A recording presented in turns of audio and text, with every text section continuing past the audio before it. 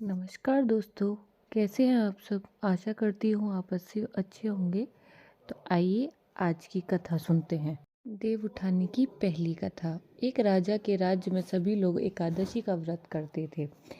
प्रजा तथा नौकर चाकर से लेकर पशुओं तक को एकादशी के दिन अन्न नहीं दिया जाता था।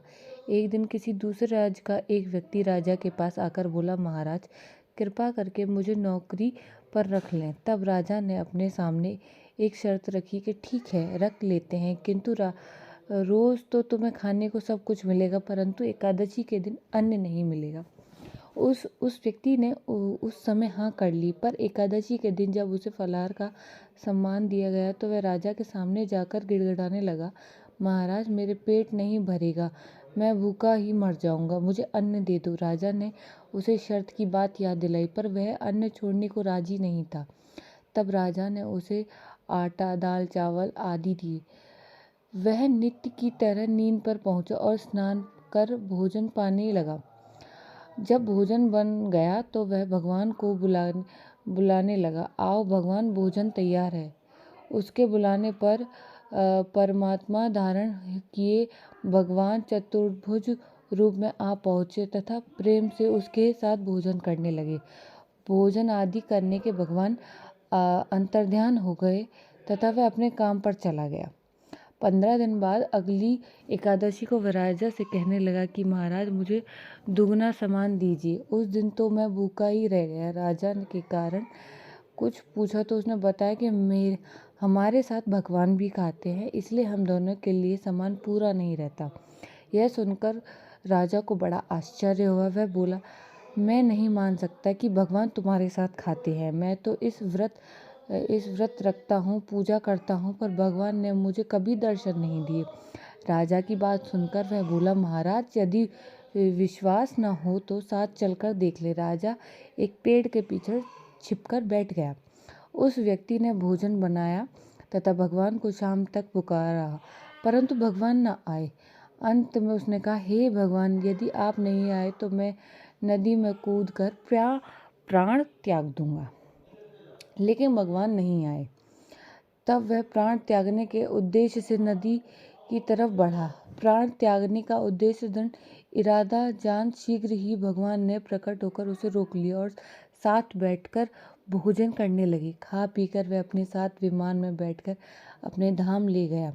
यह देख राजा ने सोचा कि व्रत उपासना से तब तक कोई फायदा नहीं होता जब तक मन शुद्ध न हो। इससे राजा को ज्ञान मिला कि वह भी मन से व्रत उपासना करने लगा और अंत में स्वर्ग को प्राप्त हुआ। देव उठानी एकादशी कथा 2। एक राजा था, उसके राज्य में प्रजा सुखी थी। एकादशी को कोई भी अन्न नहीं बेचता था, सभी फलाहार करते थे। एक बार भगवान ने राजा की परीक्षा लेनी चाहिए। भगवान ने एक सुंदरी का रूप धारण किया तथा सड़क पर बैठ गया।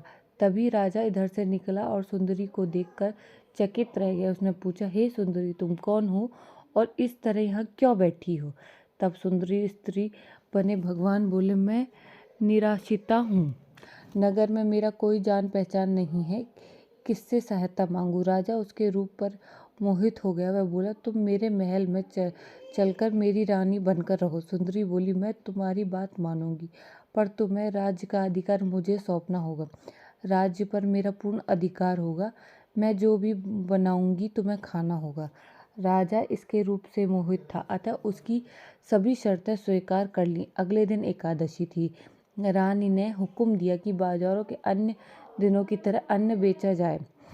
उसने घर में मांस, मछली आदि पकाई तथा परोसकर राजा से खाने के लिए कहा। यह देखकर राजा बोला, रानी आज एकादशी है, मैं तो केवल फलहार ही करूँगा।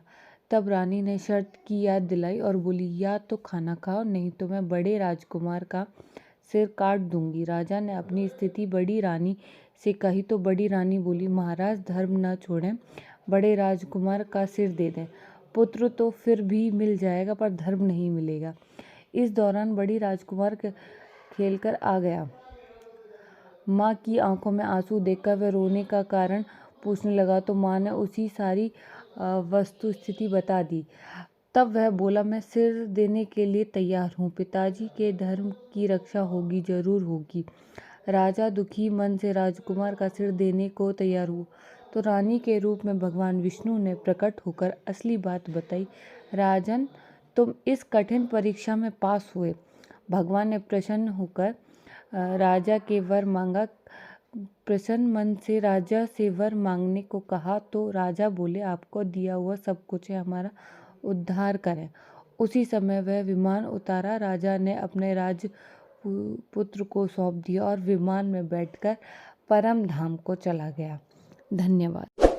धन्यवाद। अगर आपको मेरी ये वीडियो पसंद आई हो तो प्लीज़ लाइक, शेयर और सब्सक्राइब करना ना भूलें।